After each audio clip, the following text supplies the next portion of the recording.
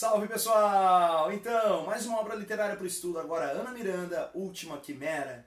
Bom, o livro da Ana Miranda foi publicado em 1995, então é literatura contemporânea, tá certo? Essa escritora natural do Ceará, radicada no Rio de Janeiro, ela tem como proposta realmente o resgate da figura de importantes figuras da intelectualidade brasileira, escritores brasileiros, que acabam se tornando personagens dos seus livros. Olha o que ela já fez então com Gonçalves Dias, em Dias e Dias, já fez também no livro Boca do Inferno, com Gregório de Matos. Então aqui o Augusto dos Anjos, poeta do pré-modernismo, vai se tornar o personagem da literatura, fazendo-se um resgate da trajetória biográfica desse escritor e, é claro, misturando ficção com história real, tá? Com a biografia desse escritor. Então é isso, é um romance histórico. Assim a gente pode definir essa obra literária que tem uma mistura de imaginação com uma pesquisa histórica e com fatos reais, com personagens verídicos também. Tá legal? Então nós temos uma mistura de realidade com ficção aqui, que é algo que a gente precisa conversar um pouquinho para poder entender melhor, beleza? Então vamos lá. Olha só, quando a gente tem fatos e personagens históricos aqui, interessante a gente destacar que o livro traz então esses elementos históricos como a biografia de Augusto dos Anjos, traz elementos históricos como também personagens como Olavo Bilac, Raul Pompeia, um famoso duelo que aconteceu também entre Olavo Bilac e Raul Pompeia, que na verdade não chegou a acontecer, mas enfim, há ali toda uma atmosfera de provocação entre esses dois famosos escritores da época. Isso é citado aqui e é fruto da pesquisa histórica da Ana Miranda. A gente vai passando aqui por momentos históricos também, como o governo Hermes da Fonseca, ali nos primórdios da República Brasileira. O Rui Barbosa, como figura política, é citado nos seus inflamados discursos. A derrota de Rui Barbosa também no processo eleitoral. Tudo isso vai sendo citado aqui ao longo do livro como pano de fundo histórico, tá legal? A revolta da Chibata, inclusive uma rápida referência à revolta da Chibata e a constatação de que aqueles revoltosos que tinham sido anistiados depois foram todos sumariamente mortos, tá certo? Então a gente tem essas referências históricas aqui e, é claro, também essa paisagem do Rio de Janeiro em transformação, a urbanização, a modernização do Rio de Janeiro também, né, aqui no início do século XX, 1914, que é o ano em que morreu Augusto dos Anjos, que é onde se passa realmente a trama aqui. Esse é o momento então, né, de modernização do Rio de Janeiro, que acaba sendo também fixado aqui pela narrativa literária da Ana Miranda, tá certo? Bom, para deixar bem claro, separar o que é realidade, o que é ficção, olha só, personagens históricos que se destacam no livro, claro, principalmente o Augusto dos Anjos, tá certo? E a sua mulher Esther, também uma personagem que vai ser ficcionalizada aqui, é uma personagem muito importante. Aliás, a Esther é alvo da obsessão do narrador, que a gente já vai ver em seguida, tá legal? Mas então, o Augusto dos Anjos e a Esther, esse casal, personagens históricos. Olavo Bilac, como nós já citamos, é um personagem histórico muito destacado aqui, tá certo? E também outras figuras aqui da família do Augusto dos Anjos vão sendo citadas com alguma repercussão no livro. A Dona Mocinha, ou Dona Córdula, né, que era a mãe do Augusto dos Anjos, com a qual o Augusto tinha uma relação provavelmente bastante doentia, é o que é demonstrado aqui ao longo do livro, tá certo? Essa mãe que era uma figura muito forte, né, essa matriarca, né, que tinha uma relação muito possessiva com o filho. Ao mesmo tempo, a Dona Mocinha, a Dona Córdula, tinha certos traços mesmo de desequilíbrio mental, como a gente pode perceber depois. Além também da Francisca, uma irmã também bastante problemática aqui do Augusto dos Anjos, que a gente vai conhecendo como personagem, tá? Mas fundamentalmente eu destacaria Augusto dos Anjos, Esther e Olavo Bilac como personagens históricos de destaque mesmo no livro. Já na parte dos personagens ficcionais, o narrador-personagem. O livro é narrado em primeira pessoa.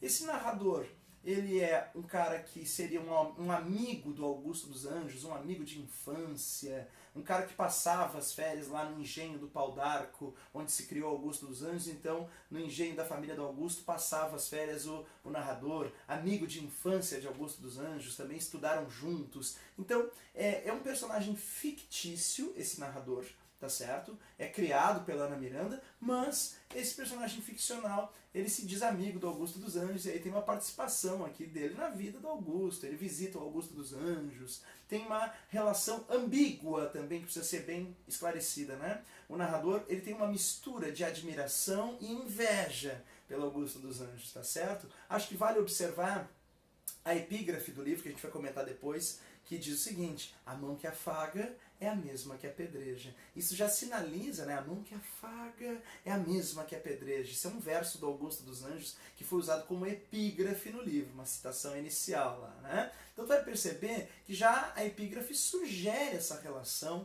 né, de algo como a inveja mesmo que o narrador sentia do Augusto. No fundo, apesar dessa admiração que o narrador coloca aqui, alega ter pelo seu amigo de infância, a gente tem o desejo do narrador pela mulher do Augusto, a gente tem o desejo do narrador pelo talento do Augusto, que ele gostaria de ter e não tem. Quer dizer, tem uma série de elementos aqui que nos levam a perceber essa relação ambígua, contraditória do narrador, personagem fictício, tá certo? Com o Augusto dos Anjos, tá certo? Que é um personagem histórico.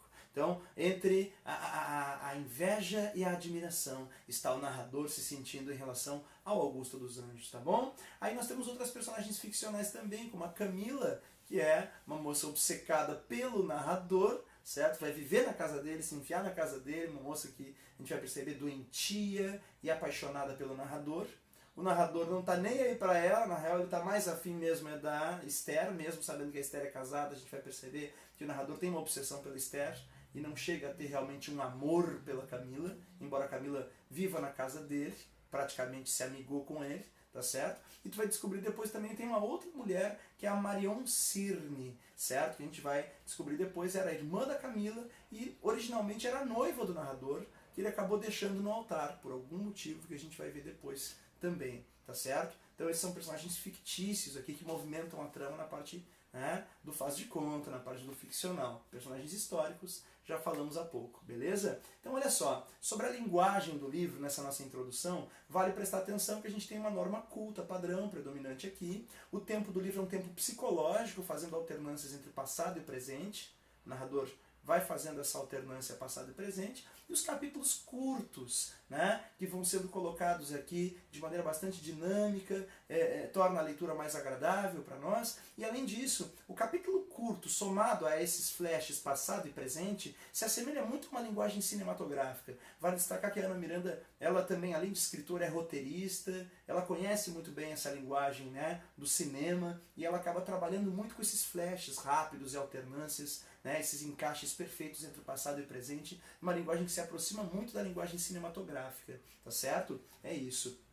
O ponto de partida do livro, que é algo bastante interessante a ser comentado também aqui nesse nosso vídeo de introdução, foi o seguinte: já que o livro é fruto de uma pesquisa histórica, né, olha que interessante, essa figura do narrador, que é um amigo do Augusto e tal, olha só, tem um episódio verídico, né, sobre a morte do Augusto dos Anjos em 1914, que é referido pelo estudioso e biógrafo do Augusto chamado Francisco de Assis Barbosa.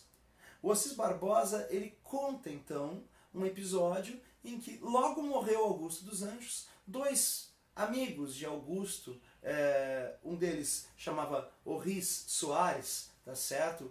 E o outro chamava Heitor Lima, eles caminhavam pela rua, né, no Rio de Janeiro, e encontram casualmente Olavo Bilac, o famoso poeta parnasiano. Quando eles estão caminhando pela rua, então param e conversam com o Olavo Bilac. Vejam só, eu retirei isso aqui então da obra mesmo do Francisco de Assis Barbosa. Na verdade, é uma introdução ao livro Eu, de Augusto dos Anjos, na qual nós temos um texto de abertura feito pelo Assis Barbosa. Dá uma olhada aqui no que o Francisco de Assis Barbosa conta sobre como é que foi recebida a morte do Augusto dos Anjos pelo Olavo Bilac. Dá uma olhada. A morte de Augusto dos Anjos teve pouco ou quase nenhuma repercussão na imprensa do Rio de Janeiro, a não ser pelo artigo de Antônio Torres, recordando o poeta com entusiasmo. Artigo esse que incorporou a todas as edições publicadas por Bedeschi de 34 a 61. Dias depois de sua morte, ocorrida em Leopoldina, Orris Soares e Heitor Lima caminhavam pela Avenida Central e pararam na porta da casa Lopes Fernandes para cumprimentar Olavo Bilac. O príncipe dos poetas notou a tristeza dos dois amigos que acabavam de receber a notícia. "E quem é esse Augusto dos Anjos?" perguntou. Diante do espanto de seus espectadores, Bilac insistiu. "Grande poeta? Não conheço. Nunca ouvi falar esse nome. Sabe alguma coisa dele?" Heitor Lima recitou o soneto Versos a um Coveiro. Bilac ouviu pacientemente, sem interrompê-lo. E depois que o amigo terminou o último verso, sentenciou com um sorriso de superioridade. Era esse o poeta? Então fez bem em morrer, não se perdeu grande coisa.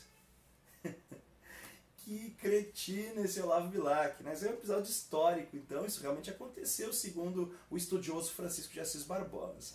A partir desse dado histórico, a autora pegou essa cena e transformou ela, trocando aqui o Rui Soares e o Heitor Lima, que eram personagens históricos, ela coloca o narrador como um personagem fictício, caminhando pela rua e encontrando o Olavo Bilac.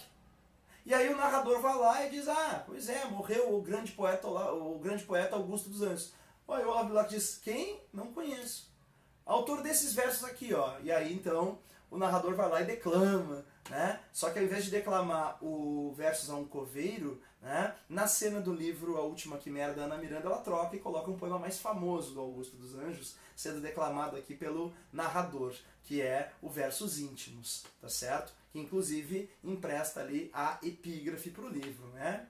Vês, ninguém assistiu ao formidável enterro de tua última quimera, né? Esse é o título, Última Quimera, e depois ele vai indo e termina dizendo assim, né? A mão que afaga é a mesma que apedreja. Então, esses são trechos do poema que foram usados, respectivamente, como título, Última Quimera, e como epígrafe, a mão que afaga é a mesma que apedreja. Esse poema, então, é declamado logo no início do livro pelo próprio, né, personagem aqui, que é o narrador, quando vai comentar sobre a morte de Augusto. O Olavo Bilac reage da mesma maneira como reagiu no episódio histórico, dizendo, esse cara aí, que foi o autor desses versos que morreu, então não perdemos muita coisa, tá certo? Então, interessante a gente perceber que a cena inicial do livro é baseada em um fato histórico também, tá legal? Só que foi um pouquinho modificado aqui na versão ficcional, né? Ou seja, imaginada pela Ana Miranda, beleza? Então é isso, a gente começa, né, dando a atmosfera do livro, algumas características que a gente comentou, e na sequência a gente vai falar um pouquinho mais sobre Augusto, vai conhecer um pouquinho mais da poesia do Augusto dos Anjos, beleza? Então tá, valeu!